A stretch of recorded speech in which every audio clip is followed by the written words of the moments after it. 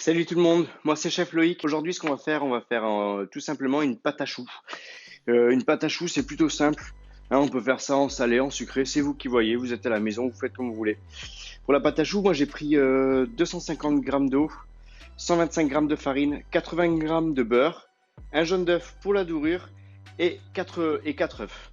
Et comme ustensile, on va avoir besoin d'une simple maryse ou une spatule, hein, comme vous voulez l'appeler à la maison, mais ça à l'origine, son prénom c'est maryse. Une poche à douille avec une douille également. Voilà, tout simplement. Donc pour faire une pâte à choux, déjà on va commencer à allumer le four, on va le mettre à 180 degrés.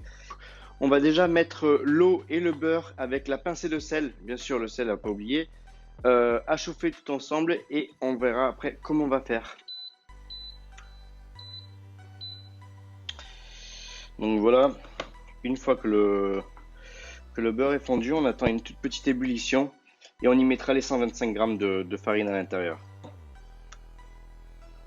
On la voit, on met la farine hors du feu, on mélange et là on peut revenir sur le feu et le but là c'est de dessécher la pâte, enlever l'humidité. Voilà, donc là on se rend compte qu'elle est bien desséchée.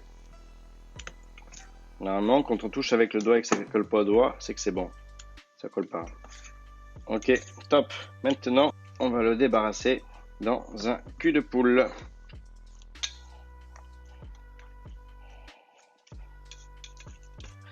Donc dès le moment où on le débarrasse dans le cul de poule, ce qui est important, c'est de le laisser refroidir. Parce que le but, c'est pas de faire une omelette. C'est juste de faire une pâte à choux. Et vu qu'il y a 4 œufs, c'est sûr qu'il faut faire attention et les mélanger au fur et à mesure et non pas tout d'un coup. Donc voilà, tout simplement, on casse un œuf un par un dès le moment où l'appareil est descendu en température.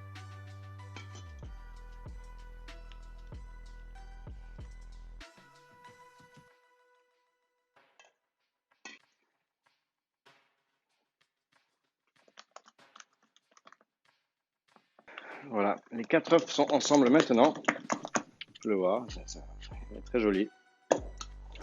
Hop, et débarrasser dedans. Ne pas trop en mettre, hein. Si vous voulez pouvoir la manipuler, il ne faut pas trop en mettre. Alors ce qu'on va faire pour éviter d'être embêté, regardez. On va se prendre un peu de pâte à choux ici, un peu de pâte à choux là.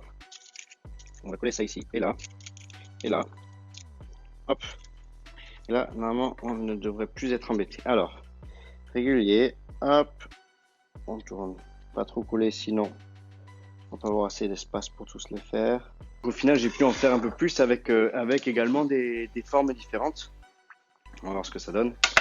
Alors là, le but, ce qu'il va falloir faire, c'est qu'on va prendre un œuf, un jaune d'œuf. Ça va être pour la dorure. Là, hop, on va venir les dorer. Donc voilà, 25 minutes après, on peut se rendre compte que le chou a bien gonflé, il est bien beau. Alors j'ai fait celui-là exprès pour vous montrer que si on en met trop, le chou ne cuit pas, donc il faut rester quand même sur une toux qui est pas forcément trop grande. Cette vidéo est bien finie.